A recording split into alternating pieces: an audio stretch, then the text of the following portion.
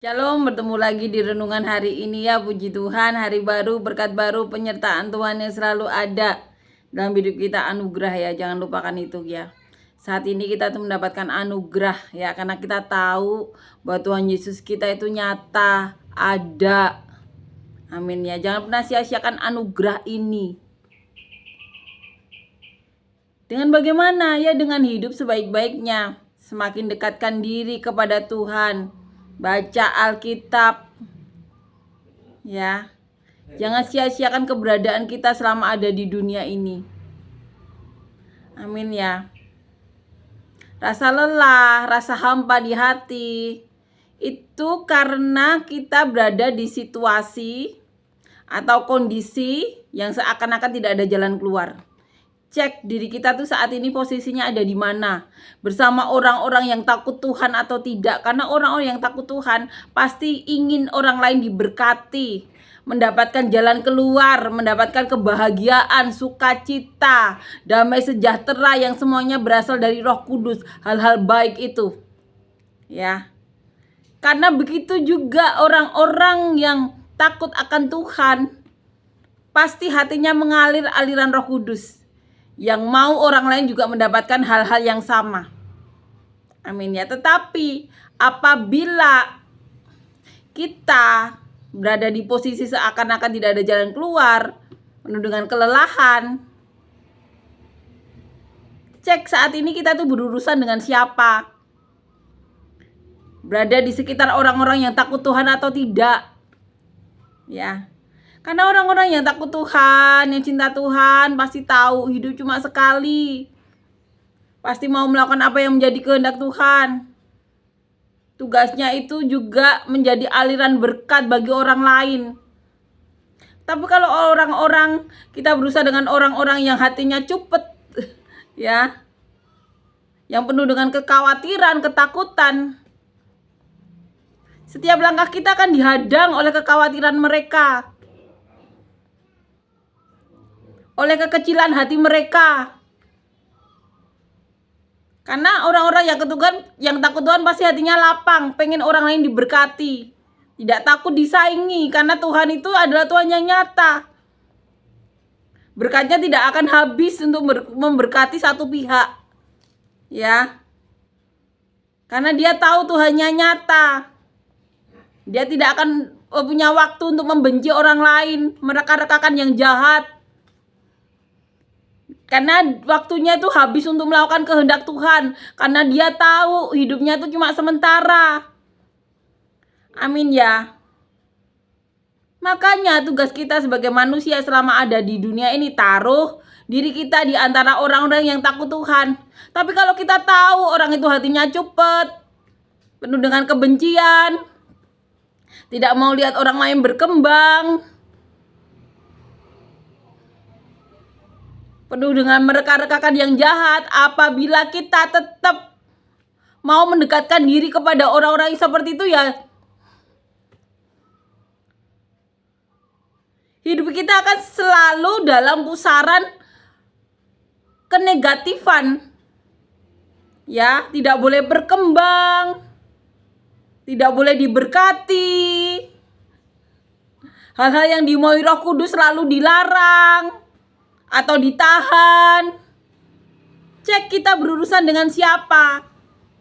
Polanya akan sama seperti itu, entah dengan ibu kita, dengan kita, dengan orang tua kita sebelumnya, bahkan nanti dengan anak-anak kita, orang-orang itu akan seperti itu. Ya. Jadi kalau kita lihat saudara kita mau berurusan dengan orang kita, ya memang hatinya juga terarah seperti itu. Jadi maunya berurusan dengan orang-orang seperti itu. Polanya akan sama. Ya. Makanya percaya kepada Tuhan, taruh hati kita kepada Tuhan, di bawah kaki Tuhan. Karena Tuhan penuh dengan jalan keluar. Ya. Orang-orang yang seperti itu, yang tidak mau diurapi Tuhan atau bahkan tidak ada urapan, itu polanya akan sama seperti itu. Makan memperlakukan orang tua kita seperti itu, memperlakukan kita seperti itu, bahkan nanti anak-anak kita juga akan diperlakukan seperti itu karena polanya sama, penuh dengan kebencian, hatinya cupet, tidak mau lihat orang lain diberkati, penuh dengan intrik atau apapun ya. Jangan sampai kita berada di pusaran seperti itu. Doakan, berkati, kalau tidak bisa jangan masukkan diri kita dalam pusaran seperti itu. Ya, apalagi kalau kita tahu orang tua kita juga mengalami hal yang sama, ya, orang-orang juga mengalami hal yang sama, itu nanti akan sama, kecuali dia mau ya dilepaskan ikatan itu, ya. Kita bantu doa, kita bantu jalan keluar, tapi jangan sampai kita juga memberikan ruang bagi mereka memperlakukan anak cucu kita nanti seperti itu juga. Jangan sampai itu terjadi. Kita harus penuh hikmat, takut akan Tuhan, ya, agar anak-anak cucu kita, diri kita saat ini bisa menjadi aliran berkat juga. Amin ya. Puji Tuhan, amin. Kita akan membaca dan merenungkan ayat firman Tuhan ya. Ini agak panjang perikopnya, kita akan baca dan kemudian langsung merenungkan ya, karena memori HP saya kurang. Ini kita akan baca di 2 Samuel pasal yang ke-12 ayat 1 sampai 31. Judul perikopnya, Nathan memperingatkan Daud sehingga Daud menyesal. Tuhan mengutus Nathan kepada Daud. Ia datang kepada Daud dan berkata kepadanya, ada 2 orang dalam suatu kota, yang seorang kaya dan yang lain miskin ya. Jadi ayat pertama ini dikatakan bahwa Tuhan itu menyuruh Nathan, ya. Tuhan menyuruh orang pilihannya untuk berbicara kepada Daud, dan ini perumpamaannya ya. Ada 2 orang dalam suatu kota, yang seorang kaya yang lain miskin.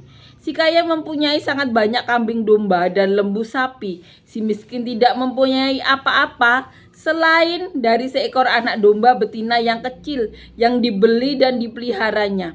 Anak domba ini menjadi besar padanya bersama-sama dengan anak-anaknya, makan dari suapnya dan minum dari pialanya dan tidur di pangkuannya, seperti seorang anak perempuan baginya ya. Jadi ini perumpamaan.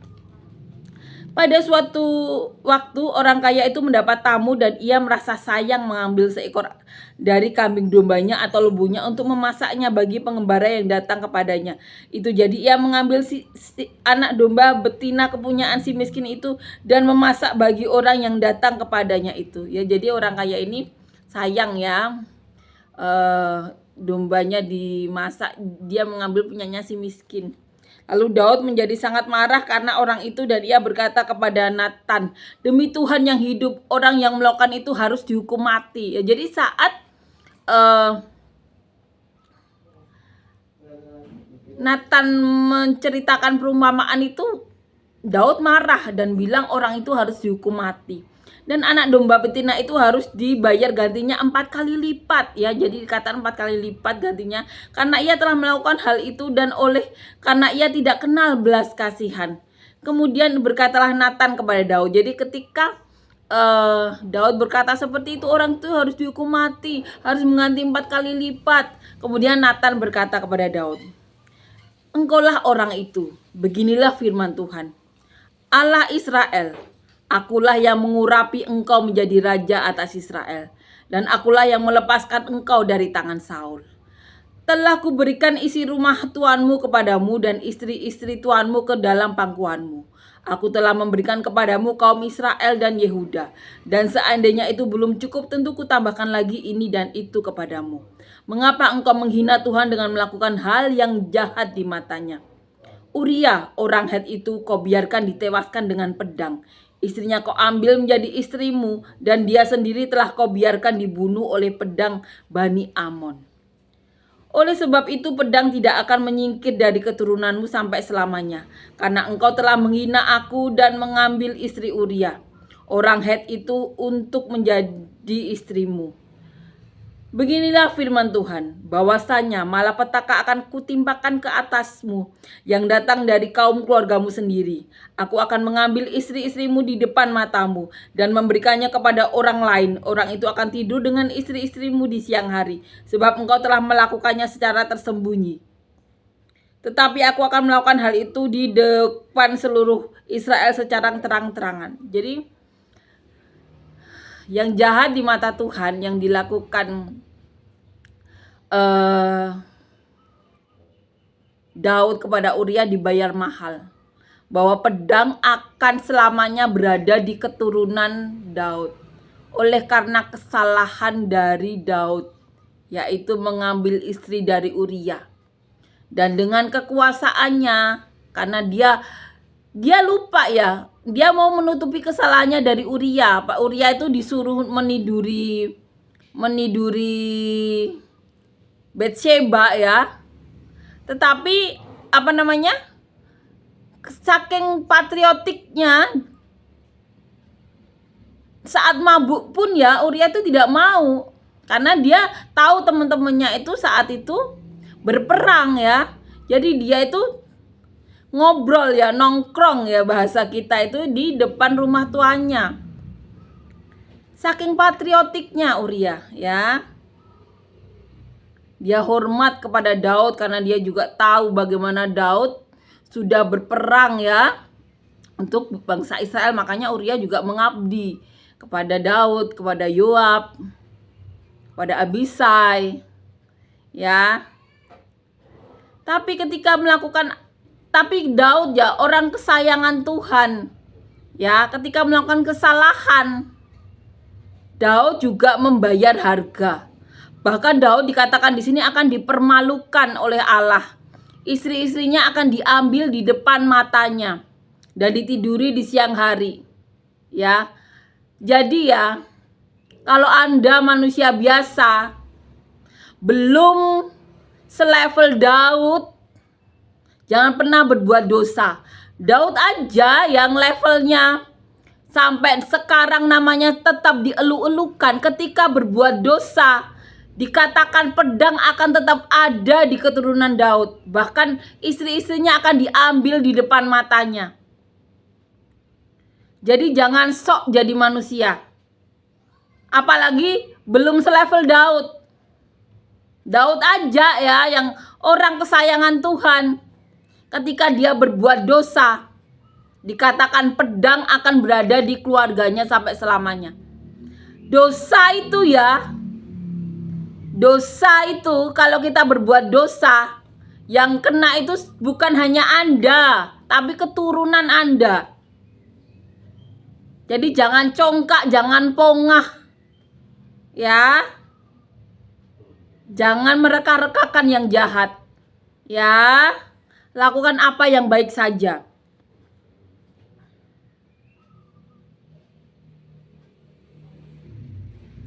Dan dikatakan di sini Tuhan akan melakukan itu secara terang-terangan, karena Daud melakukan dosa itu secara sembunyi-sembunyi, tapi pembalasannya itu akan dilakukan terang-terangan di depan mata rakyat Israel. Itu yang dikatakan. Lalu berkatalah Daud kepada Natan, aku sudah berdosa kepada Tuhan. Dan Natan berkata kepada Daud, Tuhan telah menjauhkan dosamu itu, engkau tidak akan mati. Ya, dikatakan Daud langsung menyesal, aku sudah berdosa. Kemudian Natan mengatakan dosa itu sudah dijauhkan dari Daud. Daud tidak akan mati. Natan sudah memberitahukan. Jadi kalau Anda saat ini berdosa, ya, Anda ingat kemarin melakukan kesalahan apapun, bertobat. Ya, bertobatlah, itu yang mau dimaui oleh Tuhan. Bertobat. Seperti Daud. Daud juga bertobat. Ya. Walaupun demikian karena engkau dengan perbuatan ini telah sangat menistakan Tuhan, pastilah anak yang lahir bagimu itu akan mati. Ya, jadi dikatakan bayi atau anak yang lahir itu dari Betsheba itu dikatakan di sini akan mati ya. Itu yang dikatakan.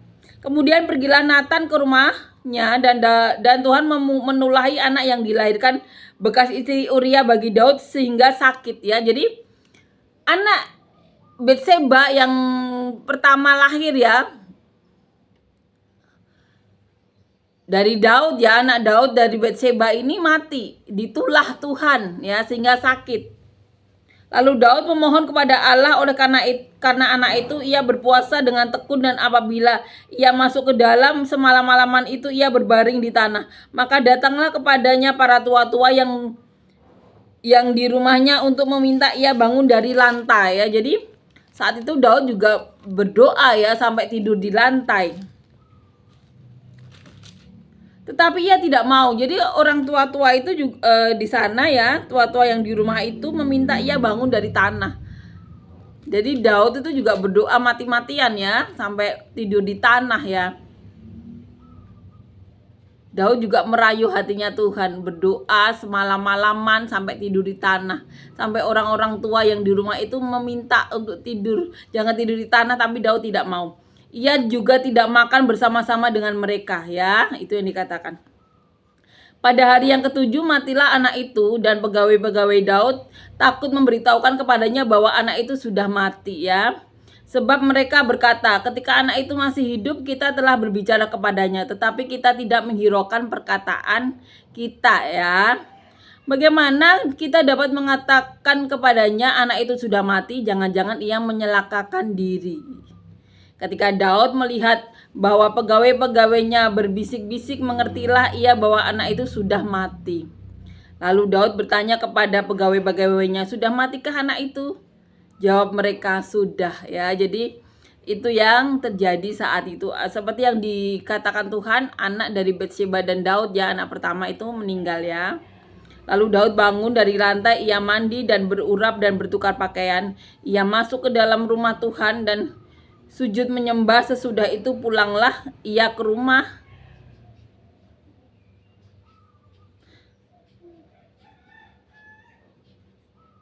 rumahnya, dan atas permintaannya dihidangkan kepadanya roti, lalu ia makan ya. Berkatalah pegawai-pegawainya kepadanya, apakah arti hal yang kau perbuat ini? Oleh karena anak yang masih hidup itu engkau berpuasa dan menangis, tetapi sesudah anak itu mati engkau bangun dan makan. Ya, jadi apa yang dilakukan Daud itu juga dipertanyakan ya. Jawabnya ya, jadi ini jawaban Daud, selagi anak itu hidup aku berpuasa dan menangis ya. Jadi di sini dikatakan bahwa ketika anak itu hidup ya, masih hidup, Daud berpuasa dan menangis ya. Karena pikirku siapa tahu Tuhan mengasihani aku sehingga anak itu tetap hidup. Jadi walaupun Tuhan mengatakan bahwa anak itu akan mati, Daud merayu hati Tuhan ya dengan berpuasa ya, dengan berdoa di tanah. Daud merayu hati Tuhan. Karena Daud berpikir siapa tahu hati Tuhan berubah, itu yang dikatakan. Sehingga anak itu tetap hidup. Tetapi sekarang ia sudah mati, mengapa aku harus berpuasa? Dapatkah aku mengembalikannya lagi? Aku yang akan pergi kepadanya, tetapi ia tidak akan kembali kepadaku. Itu yang dikatakan oleh Daud, bahwa anaknya itu yang pergi ya, dan Daud yang akan datang kepadanya suatu saat nanti, tetapi anak itu tidak akan kembali lagi ke Daud. Itu yang dikatakan. Kemudian Daud menghibur hati Batsyeba istrinya. Ia menghampiri perempuan itu dan tidur dengan dia. Dan perempuan itu melahirkan seorang anak laki-laki. Lalu Daud memberi nama Salomo kepada anak itu ya. Jadi Salomo, raja setelah Daud, itu lahir dari Batsyeba ya. Yang dikatakan Tuhan raja yang bijaksana ya. Tuhan mengasihi anak ini ya, dikatakan Tuhan mengasihi Salomo. Dan dengan perantaraan Nabi Nathan ia menyuruh menamakan anak itu Yedija oleh karena Tuhan ya. Jadi dengan perantaraan Nabi Nathan ia, yaitu Tuhan, menyuruh menamakan anak itu Yedija oleh karena Tuhan. Amin ya, puji Tuhan, amin. Kiranya kita semakin hari semakin mengerti ya isi hati Tuhan ya, lebih cinta Tuhan. Sekali lagi ya, Daud sudah melakukan kesalahan yang besar ya. Ketika ada perumpamaan yang diceritakan Nathan ya, bahwa ada orang kaya, ada orang miskin ya. Yang miskin itu cuma punya kambing ya, kecil, disayang-sayang, dipangku ya. Tetapi si kaya itu sayang untuk menyembelih punyanya sendiri, akhirnya mengambil punyanya yang miskin ini. Dan Daud sendiri mengatakan itu yang dilakukan itu jahat. Tapi Nabi Nathan kemudian mengatakan itu diri kamu sendiri, ya. Itu yang dikatakan oleh Tuhan ya kepada Nathan dan kemudian disampaikan kepada Daud. Amin ya. Di sini kita tahu ya, Daud itu seseorang yang takut Tuhan. Yang apapun dia katakan Tuhan itu, Daud itu tetap merayu Tuhan dengan berdoa, ya, menangis, bahkan tidak tidur. Daud merayu Tuhan. Itu yang seharusnya kita lakukan ya. Kita rayu hati Tuhan dengan segala doa-doa kita, puji-pujian kita, untuk mengubah hati Tuhan dalam hal apapun. Ya. Makanya bersaksilah, berfirmanlah kepada setiap orang. Karena sekali lagi ya, setiap orang itu sama di mata Tuhan. Ya. Jadi semua orang berhak berdoa, semua orang disayang Tuhan. Tetapi tidak semua orang tahu mengenai ayat ini. Ya. Jadi berfirmanlah, beritakan kepada semua orang bahwa semua orang itu disayangi. Ya, yang membedakan tuh yang pihak lain tuh mau merayu Tuhan. Ya, mau berpuasa. Ya. Mau menguduskan dirinya untuk merayu Tuhan. Tapi yang lainnya tidak mau melakukan itu yang membedakan. Ya. Jadi mulailah ya melakukan apa yang menyenangkan di mata Tuhan. Rayulah Tuhan dengan segala perbuatan baik kita. Ya. Kita berbuat baik atau tidak, Tuhan tetap Tuhan, tidak akan berubah. Tetapi kita yang akan diuntungkan kalau kita berbuat baik. Ya. Kita sendiri yang akan dirugikan kalau kita berbuat jahat. Ya, semuanya untuk diri kita sendiri. Ya. Puji Tuhan, amin. Sampai bertemu di renungan selanjutnya. Tuhan Yesus memberkati ya. Terima kasih banyak, sampai jumpa.